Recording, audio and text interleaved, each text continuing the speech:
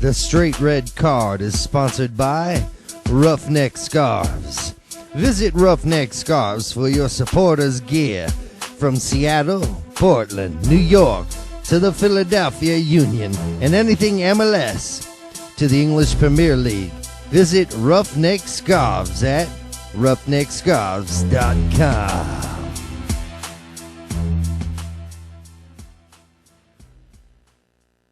Do you think Houston fans know yet? Well, I imagine Koke didn't get the same sort of reception at the airport that Freddie Adu did when he arrived at Aris. But do you think people are starting to figure out how much of a steal this guy could really be? I think, what I've been able to determine is that the reaction seems to be ranging from unbridled excitement to, hold on a second, let's see how it works. Yeah. Right. Because, when Dynamo signed Landin as a DP, right, and that was a big thing, they made a big point about it, and that was a DP, as you should, was a DP, right? And people were quite excited about this, right? And it was very easy at that time to overlook his somewhat recent spotty history in Mexico. And gaining 30 pounds. Yeah. Oh, yes, exactly. That was no fun when he showed up, and the first time you see him in a uniform, because when you see a soccer player in his street clothes, right, even when he's 30 pounds over his playing weight, right, he looks okay. But you put that uniform on, and it doesn't hide much, And that was a shocker, I tell you, when that happened. And then, and for him to come in when he did with 30 pounds overweight, there were all these red flags. But at the time, the team was going through a very successful year. When they signed him, they were, I believe, number one in the Supporters' Shield race in August. And so there was all sorts of optimism around the team.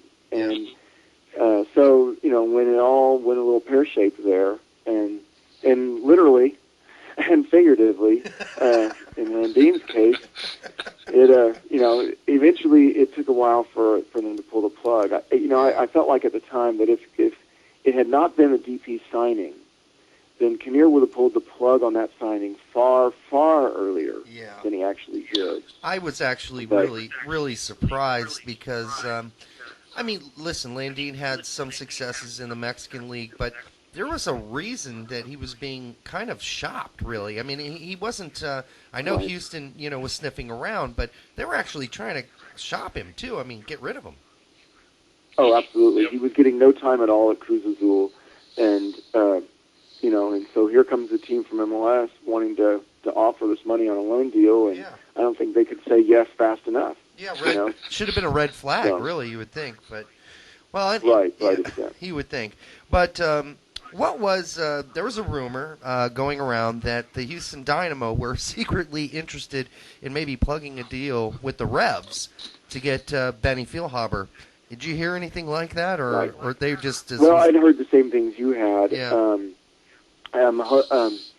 Jose de Jesus Ortiz in the Chronicle had written about it that Feilhaber was worth going after, and he wrote a long piece online about that, and he was absolutely right, because Feilhaber was worth going after. But then when you look at what actually happened, how it all went down, Dynamo, I thought, was absolutely correct in not making the deal, because the deal that the Revs offered was a sucker deal. Yeah. How bad do you want him? Well, then you give us Brad Davis and Jeff Cameron for him. And that was what the Revs came with, right? Yeah. And that is obviously not a serious deal. No. Not a serious offer. And so when it was clear that they weren't making a serious offer, then Dynamo backed out. But I think, what I had heard is that they were originally trying to work the deal with Chivas, and for Chivas to grab him and deal him for allocation money or whatnot and get him in that way. Yeah. And when Chivas passed, inexplicably to my mind, not necessarily for our deal, but I felt like that after Chivas passed on Benny Feilhaber and then Philadelphia passed on him, it just got a little bizarre.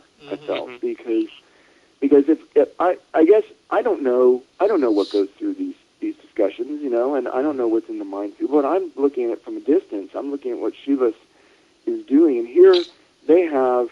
If you don't want this player that has just landed in your lap, right? Who is a U.S. international, who maybe no one in Europe wanted him. So obviously with Feilhaber, he's a very good player, but we're not talking about a pre-divorce Landon Donovan here, right?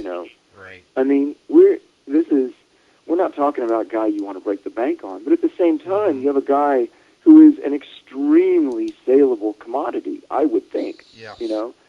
And it drops right into Chivas' lap, and I'm like, you telling me that with all the teams in the league that are needing quality attacking midfield talent, that you can't make a deal when you have this commodity that's just right here?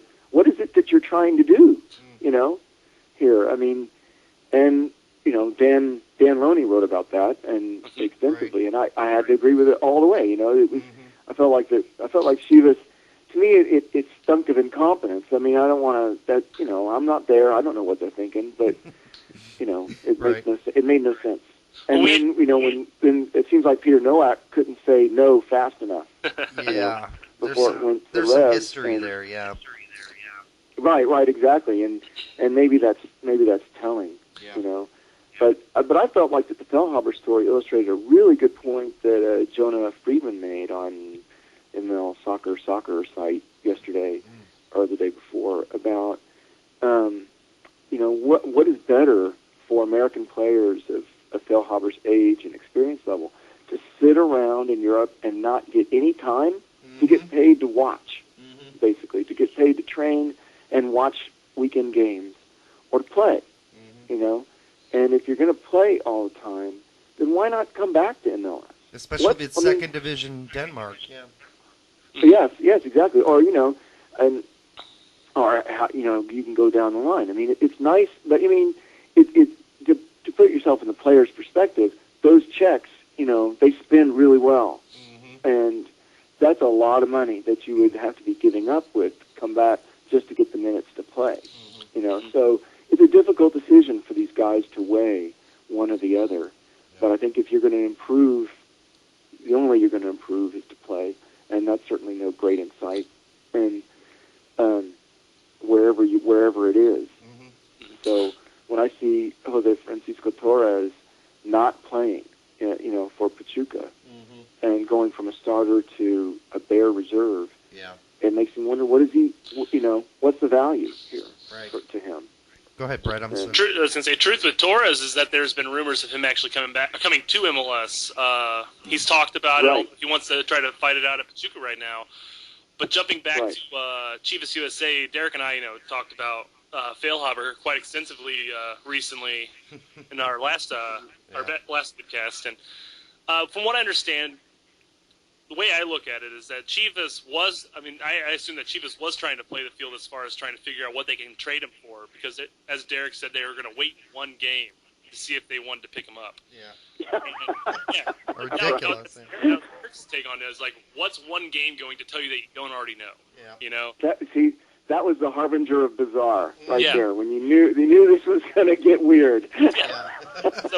But apparently they came out and they said that the cap space required for Benny was more than they were willing to pay, I guess, and they're looking to make a bigger splash in the summer. So the way I take it, the fact that they did not trade Benny either leads me to believe that they are expecting a bigger U.S. national player to come back from abroad, we'll just put it that way, or they are, or they just simply couldn't find anybody to take Benny. You had New England, you had Houston, who were relatively close in the pecking order, and maybe they just thought that it'd eventually get back to them. But I think that's possibly very true. But it makes me wonder, because I don't think it was the second thing where they couldn't find a taker for him.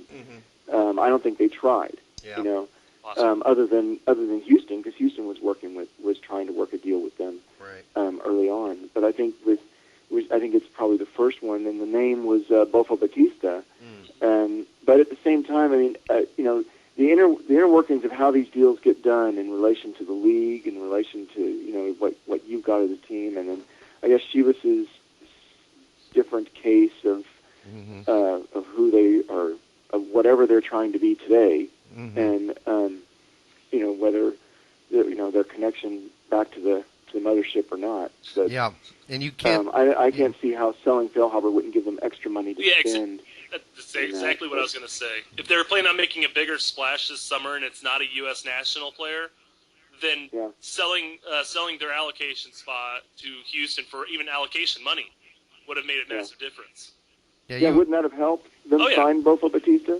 It certainly makes sense that that would have been an option. But then again, let's just say what it is. Chivas is maybe not operating on the highest level there, to be nice. Well, yes, that's I think that's where we come to, right? It's hard to escape this conclusion. Yeah.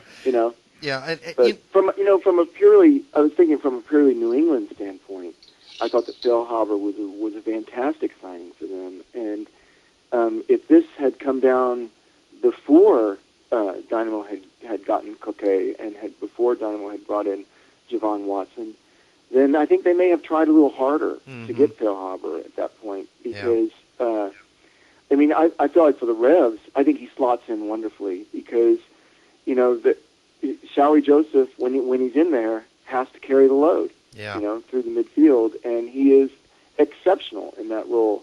But if he's far and away the best player on that team, then you could see the difficulties that they've had, and to have Feilhaber in there with him so that he can play a more natural for him withdrawn midfield, and Feilhaber can play on the attack, then I think that works better for the Revs, personally. Yeah.